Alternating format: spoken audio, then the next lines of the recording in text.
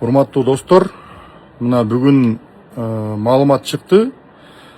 Жалал Абадтагы Манас шаарындагы Акылман лицейинин курулушунун баасы 400 миллион сомго төмөндөтүлдү дейт. То есть курулуш министри Эрдан Орунтаев ревизия кылып чыгып, анан бааны 400 миллион сомго төмөндөттү.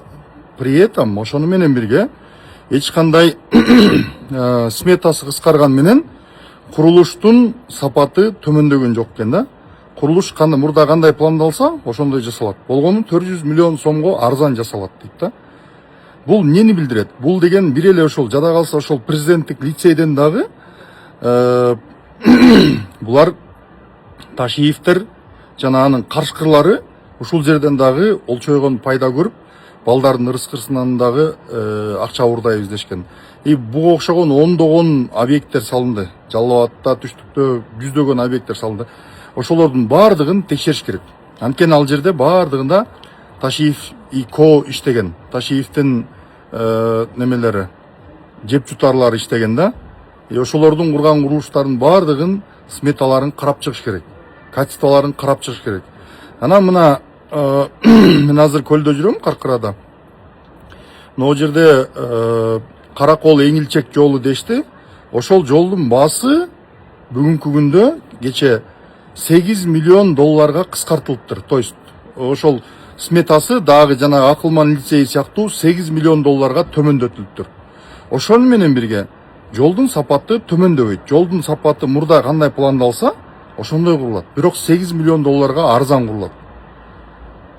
Себеби мурдагы транспорт министри Абдысаттар Сыргабаевдин тушунда ушул немеде транспорт тармагында көптөгөн ушундай келишимдер түзүлгөн. Абдысаттар Сыргабаев болсо Камчыбек Ташиевдин өкүл баласы болот да. Көргүлө маселенин баары каякта жатканын. То есть бул эми албетте Сыргабаев ал Минтранс, ал аткаруучу, Ташиев эмне десе ошону аткарат.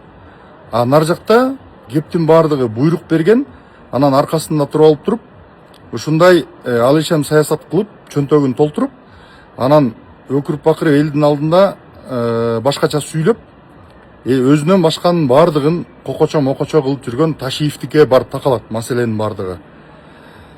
Ошондуктан жанагы Кыргыз-Нефтегастагы желген акчалар, мунун баардыгы чындык. Ушинтип четинен чыгып атат. Эгерде да масштаб түрдө текшере турган болсо, Ташиевдин жана анын командасынын жасаган коррупциясынын өлчөмү эсепсиз болуп чыгат. Буга ошол укук коргоо органдары мындай тыкыр көңүл буруп, эсеп палатасы баардыгы кайрадан аудит кылып, бүттүгүн эсептеп, ревизия кылбаса болбойт.